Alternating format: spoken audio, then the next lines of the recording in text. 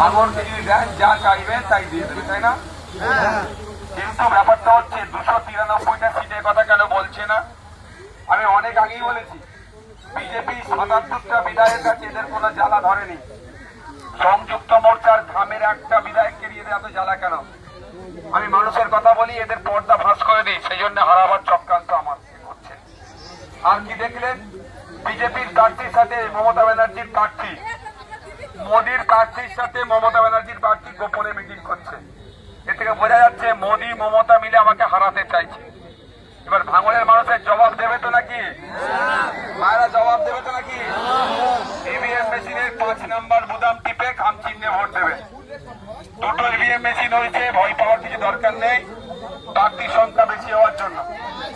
5 নম্বর বুদাম টিপে আপনারা আমাকে ভোট দেবেন। এই টোটোটা কি উঠবে? স্লোগান দেবে, স্লোগান দিতে পারবে।